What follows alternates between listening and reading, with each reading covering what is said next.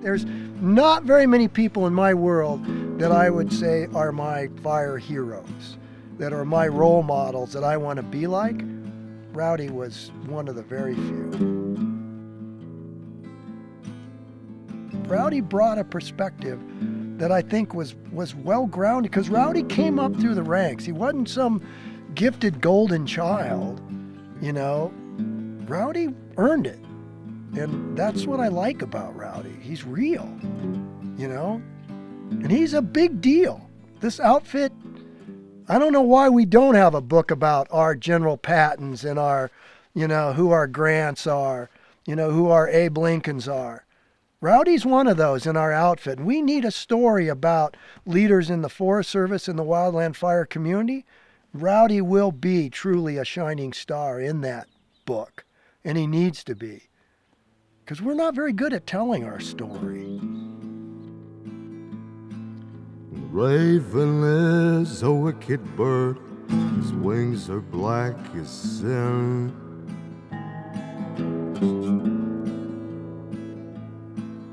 And he floats outside my prison window, mocking those within.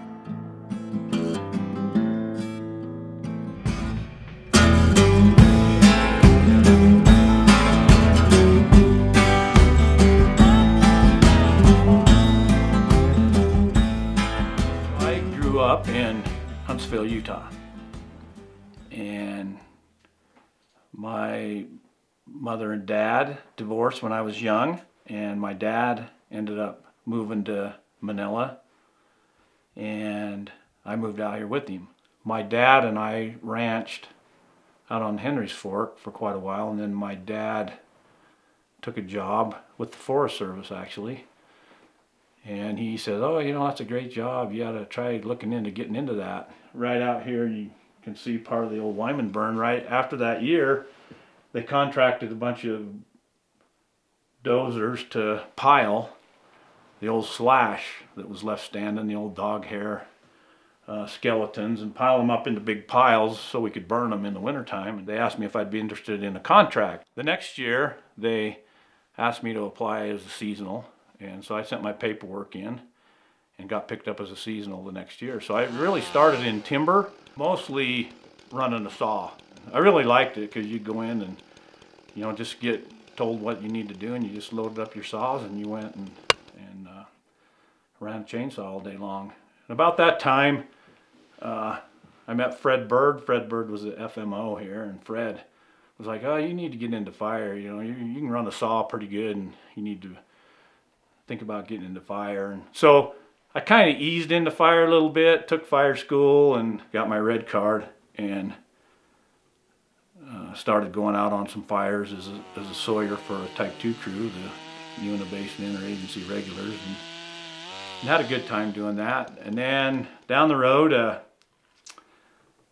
there was a position that came open, and a lot of people said, you know, you got to get a full-time job to get your foot in the door, and so you're gonna have to sacrifice. So there was a fisheries technician position that came open on the Duchesne Ranger District, and basically what it was when the CUP, Central Utah Project, came in there, they left a lot of money on the plate to do a lot of stream rehab, because they'd built a lot of dams and they'd kind of built some tunnels and you know, just kind of messed the place up to pump water over to the Wasatch Front. But they left a lot of money at the district to do a lot of rehab.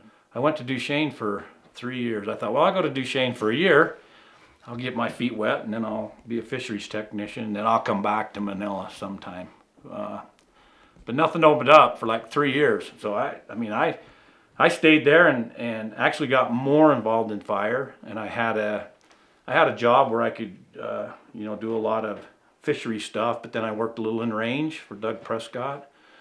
And Doug did law enforcement range, so I did some range work, and then he had the wildlife program, so I helped do wildlife count. So it was a really cool job, and that's kind of where I got exposed to prescribed fire. I mean, just the thoughts of going out and accomplishing something like a prescribed burn was something that just really got into my blood, probably more so than wildfire.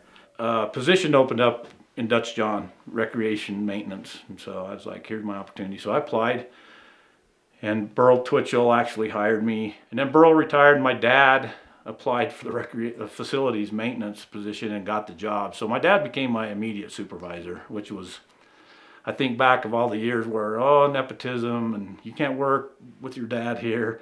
And for 3 years, my dad was my supervisor. And a lot of people might think, oh, you know, that's cool, you had it made. And I was like, you know, my dad rode me hard and put me away wet many days. And one day I got called into the office and they said, you're not working for your dad no more. We've created a new position for you. We wrote a whole new PD and we got it approved. So it was really a pretty good job. I ran the reservoir, taking care of docks and buoys and all kinds of things, search and rescue, and things kind of changed up a little bit. I couldn't get past a GS, so I was GS5 when I started, and I got to a GS7 with the new position, and I could never seem to get above a GS7. And I thought to myself, you know, if I'm going to raise 3 kids and I got to have more than a GS7. So I got the FMO job, which was really good because if you think about it, in those 5 years with the BLM, I went from a GS7 to a GS12 in 5 years. I would have never been able to do that in the Forest Service. Just wouldn't have happened. And it was interesting because I was sitting in my office and a guy came in a Forest Service uniform and he walked in my door. He didn't even knock or nothing. He walked in and he said, my name's George Weldon and I'm the Forest Supervisor on the Ashley, and I want you back to the Ashley and I want you to build a prescribed fire program like you did at the BLM. So I did. It was an opportunity for me to come back to Dutch John and be the FMO and build another program. You know, people ask, you know, what inspired you to become a district ranger? There really was no inspiration. It just kind of came about. You know, I had worked with about 10 different district rangers. You know, one year we were tearing gates out, and the next year with another ranger we were putting new gates in, and next time we were changing signs, and next year we were doing something. And I just got tired of it. I was just like, we need to stop. And I think that's part of the ranger position is you need to get out. And I would tell anybody that wants to be a district ranger, if you're going to be a district ranger, don't be an office district ranger. You need to be out. I was on a fire in the Abajo Mountains, the Nijoni fire, and we had wrapped that fire up, and I was in a hotel in Moab. And that first morning you wake up after being on a fire for 2 weeks and you're in a hotel, it's nice, it's cool, it's air conditioned, and CNN is on. And I look up on the TV and there's Rowdy on the TV. He's on the Hayman fire. And Hayman was a big deal fire in Colorado. And I thought to myself, God, that can't be good. That can't be good if Rowdy Muir's on CNN. What that does to you is you realize here's this rancher, you know, kind of cowboy guy that all of a sudden now he's speaking to millions of people. He's representing thousands of people, and it was pretty cool to listen to his voice. And that's the first time I actually thought of Rowdy and his command presence. And it's how he talked, it's what he talked about, it was his cadence, and the feeling, and this is why it was so memorable, was I remember as I was watching him, and I know him well, he just happens to be on TV, so it's kind of a trip. I thought, those people know they're going to be okay, and I'd want to be on that guy's team.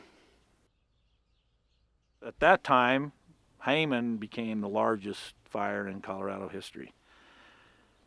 And, you know, because it was so close to Denver, the media was just unreal. Matter of fact, it was an election year.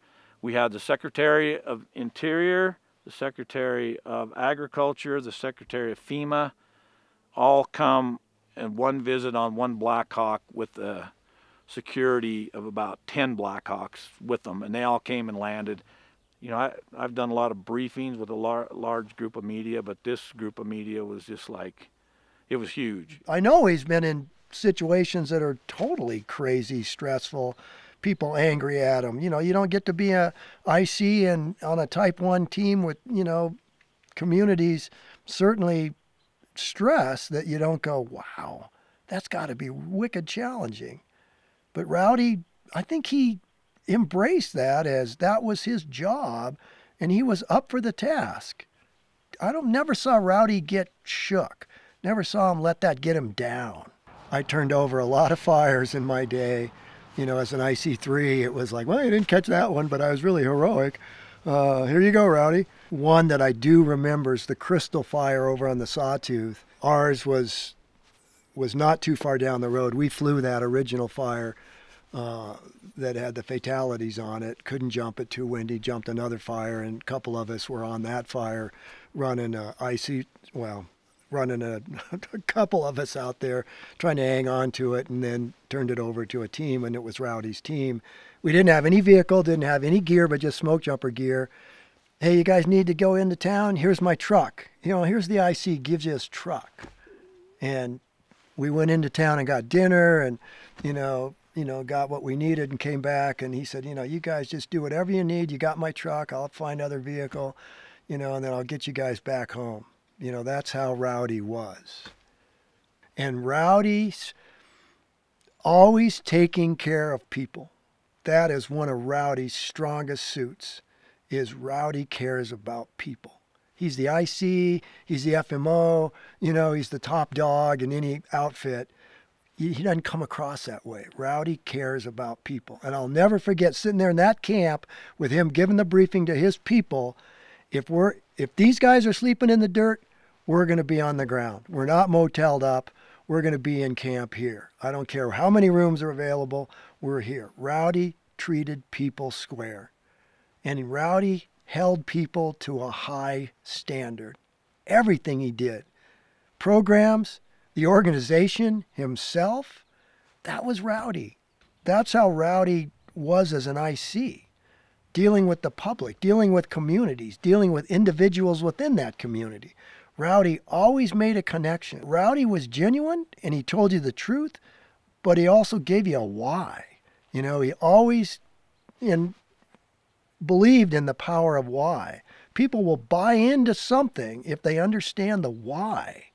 Don't just tell me, well, we got ops going here, and we couldn't get the crews because we're really busy, and this is why it didn't happen.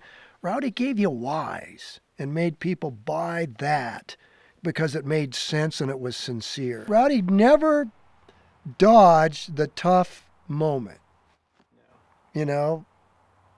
I'll do it. You're like, oh, God, that's shitty. I don't want to do that. How do we do that? Rowdy, I'll do it. Somebody's got to do it. Might as well be me. He'll go tell people, you know what?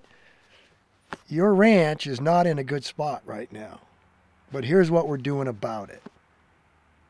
He's not going to blow smoke. He's not going to say, I think we got this, we can save it. He's going to say, you know what? The world is what it is, and conditions right now are not favorable. You might want to pack your shit up. But I'll help you, and we'll do everything we can to make this as solid a moment as we can. Rowdy always walked around his fires. I hear people tell stories. Oh, yeah, I was on a fire with Muir. We're sitting out there one night with our headlamps on in the dark. Nobody knows where we are. We see this headlamp coming. We think it's, maybe division or the safety officer, whatever. This guy walks up and, shines his light on us. Who the hell are you? I'm the IC. Oh, my God. Rowdy sits down. Hey, where are you from? What are you doing? What's your name? Where are you going here? How's your fire? What do you think of this thing? What, are you getting enough stuff? What's scaring you? What are you happy about? That's leadership. That's who you want to be. If somebody says, who's this Rowdy guy? It sucks to be you because you're not going to get to know him unless you're a cow, So putting together a team is a difficult thing in wildland fire culture, in any culture. And so what I learned from Rowdy was, Rowdy didn't just pick a bunch of people like him, which is good, because then it would have been like, Leadership Secrets of Lonesome Dove or whatever. We would have all been on, some of us wouldn't have made it. We wouldn't have been able to get on the horse. And so I asked Rowdy about this. I said, what do you think? He said, I like to find people who are different than me, who think differently than me, who may not even agree with me, so that we can come to consensus about what would be the best decision for the team to do, or where to put the camp, or how to negotiate this agreement with the unit we're working for. So Rowdy's a master team builder, and he was able to build some really resilient, high-functioning teams under incredible stress, highly complex situations. And he also said that he liked to find people that made him laugh, people that had a good sense of humor, people that could have some fun with some of the stressful things. So that's why the folks that have worked with Rowdy through all the years and all those versions of a team, they're so fond of him. Let's think about leaders, and it doesn't matter if it's wildland fire culture or politics or, religion, whatever. You can have charismatic leaders. And so charisma is not something that we can just give people and say, well, welcome to the leadership class. Here's a little dose of charisma, and you should probably drink some of that right now. So part of being a charismatic leader is getting enough of the people, the majority of them, to buy into what you want them to do. This is why people wanted to be on his team. People liked his version of how he did it, and they liked how he helped them achieve consensus. When I think of Rowdy, I think of a teacher leader. So we have lots of leaders, and we have folks who teach, but Rowdy's one of the few folks I know that does both. He would take the time to go be a teacher. Rob Morrow and Rowdy and I were teaching a class in Provo at the Utah Fire Rescue Academy. We've taught lots of classes there, fire line leadership and facilitative instructor and a few others. Rowdy, as the lead instructor, would then facilitate a discussion with the students about influential leaders. Who's affected you in your life? Who's been a great leader? Who comes to mind? Somebody that's really positively influenced you. There's some silence usually, and people take their turn going, and so this student finally goes. He says, well, these are the people that have been the most influential on me. And he said, Shackleton, Ernest Shackleton from the Endurance, Jesus, and Rowdy Muir. So Rob and I are in the back, and we're thinking, wow, whoa, Rowdy just made like the top 3 of all time. I mean, it's hard to break into Shackleton world as an influential leader, right? I mean, he did make it to Antarctica and back. Jesus, so that's a pretty good model. Wow, that's some pretty lofty ground there. So to this day, Steve and I do not feel like we have broken into the pantheon of, that elite, but Rowdy was up there. Yeah, it's pretty good. Shackleton and Jesus. We told Rowdy he might have to get a beard if he was going to be in that group. Shackleton and Jesus and Rowdy. It's like, I don't know, whoever had the biggest belt buckle, but because Rowdy and I and Steve have taught, God, I don't know, over a dozen classes together, L380. And, Rowdy, he's got his giant belt buckle. Rowdy's big. Everything about Rowdy's big, even his belt buckles. I'm kind of impressed by that belt buckle. I don't got one of those. And Jackson's professorial, man. He's the smart guy. He taught, at BYU, for God's sakes. He's an English major. He's the smart guy. So you got the cowboy, the professor, and then you got the hippie guy. They all show up wearing their tie. I'm like, who's this hippie guy? He's, talking about Nordic skiing and, back in the day kind of stuff. So it became the cowboy, the professor, and the hippie. I don't really think I'm a hippie. Everyone would get a few beers in them, and then Steve would go around the table and ask people what their animal totem was, and they thought it was easy. They could just say, oh, I'm a bear, and then Steve would be like, so did the bear choose you, or did you choose the bear? And then they'd have to think a little bit about it.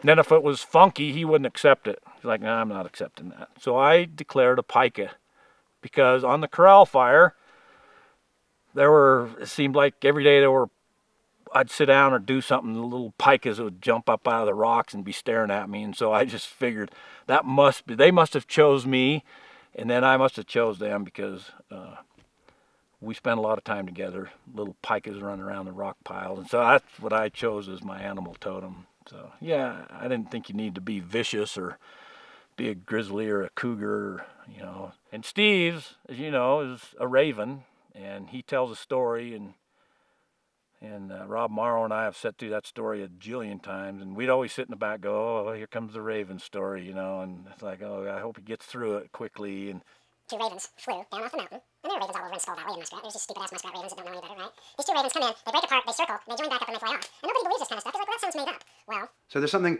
powerful about the ravens. The raven's always been my totem. Ravens are everywhere. They've always been everywhere. Rowdy just never paid attention to him until I started talking about them. So now every time Rowdy sees a raven, he thinks I've sent the raven to, I don't know, pick out of the garbage dumpster in the back of the district office. The district ranger is a hard gig. The romantic notion of a district ranger is this wonderful thing where you'd be able to ride a horse and, cut down a tree and, use an Abney clinometer to tell how tall a tree is. See, I don't even know. I'm just making shit up. I don't even know how you do it. It's 100 feet tall, Rowdy. But all the skills, right? There's actually an old document called the Ranger's Handbook, and Rowdy and I would joke about it. It's like a Renaissance person. You really had to know a number of things. So this goes back to what's your servitude? Abraham Lincoln cared about servitude. He cared about the people. And so, yep, he could do things without gloves on, he could go fix things, and he could go move things, and he would do all those things, usually because it would benefit somebody who wasn't necessarily the most, wasn't necessarily the governor, somebody who needed help. So yeah, so that's where some of that compassion and empathy come from. I've watched camp crew members in supply in fire camp, watched them as Rowdy went across the fire camp and went to supply and interacted with them, and how he treated them with respect. As I watched him, he's in 10 or 15 minutes joking and having fun on their level, right? Never said he was the IC, didn't say who he was. He just went over and interacted with them. And he was asking them about animal totems. And one of the camp members did a drawing for Rowdy, right there. And he comes back with it. He's kind of humble about it. I said, "What have you been doing, buddy?" And he said, "Oh, just asking people about their story." I always think about that. The boots and the cool helmet and the outfits and the big rigs and all that cool shit we do in firefighting. I don't care about any of that. I care about the guy walking across camp, clutching that drawing and the story behind it. Rowdy's background, all his IMT stuff and his engagement. You cannot find a thing that Rowdy doesn't volunteer for, be a part of committees, with the Hotshot Committee. If people want stuff done, they go to Rowdy to ask, can you contribute to this? Whether it be follow-up investigations, FLAs, his commitment at the command side of things, unbelievable. Rowdy's going to speak truth all the time. I could call Rowdy, and Rowdy, I've called Rowdy, and he said, quit your whining. It ain't that bad. Rowdy's not afraid to call it like it is, but he never makes you feel bad. He never makes you feel stupid, never makes you feel small. Because when you're passionate and you care about things, right? You're fired up about things. That's how people know you. So that's what makes Rowdy authentic. That's who he really is. But he's maintained his authenticity as that passionate, fiery person who cares and wants to go get things done. But you don't ever have to worry about what he cares about, because he'll tell you. And you don't ever have to doubt that he cares about you, because he'll make that pretty clear. Maybe he gave some pretty hard truths that they maybe didn't want to hear, but it was always the right truth at the right time, and after they had time to chew on it, they're like, God, Rowdy really brought some good stuff to the table that we needed to hear. I think it's nice for somebody to think about their career and what people might think their legacy would be at the end. And if you was to ask me what my legacy would be, I'd say, I really don't know, but I hope it's not just one thing. I hope it's maybe a mix of things that you did to help out a fire culture and to have growth, that, you helped develop the Dutch Creek protocols, you helped develop national burn standards, you helped hotshot crews, you helped an individual that didn't have a pair of boots, or, I hope that your legacy is a multiple things that has to do with that culture versus like, oh, his legacy's some building that we made, I don't care for that. So, I would tell any young person, when you start your career, think about what your legacy is going to be at the end, what people are going to remember you by. Your subordinates and your peers and your mentors, they select what your legacy is. And so people need to think about that. Truly, he's big. He made the organization better. He held us to high standards.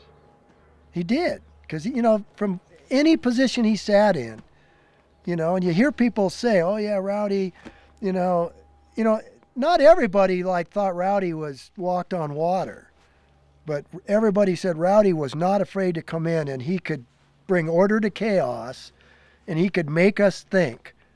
If you want to be a leader in this organization, you need to embrace the concept that Rowdy embraced, that never be afraid to fail, challenge yourself, don't get stuck in your comfort zone, listen to other people, take their advice, respect what they have to say, don't be afraid to fail. Get up, dust yourself off, and get after it. Lead by example. Teaching is power. The world is going to be a poorer place truly without Rowdy Muir in the fire organization. Because we don't have very many leaders that have in my mind, that have the legacy that Rowdy has. His trajectory, there's great ICs out there, but Rowdy was way beyond great.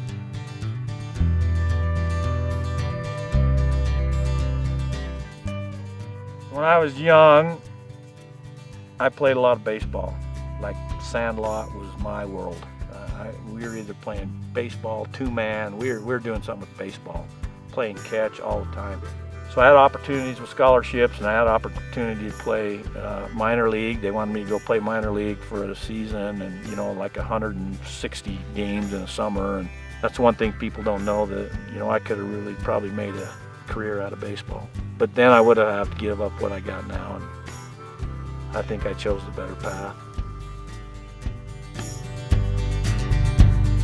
When I download, I want you to put my soul up on the train. Won't you send it southbound, give a cool blues man name? 'Cause I've been lost on them back roads so many times, I've gone blind. Losing faith in my family had driven me out of my damn mind. But on the south side of heaven, won't you take me home? 'Cause I've been broke down for so long. Were you semi-happy with that, or that seemed like semi-satisfactory?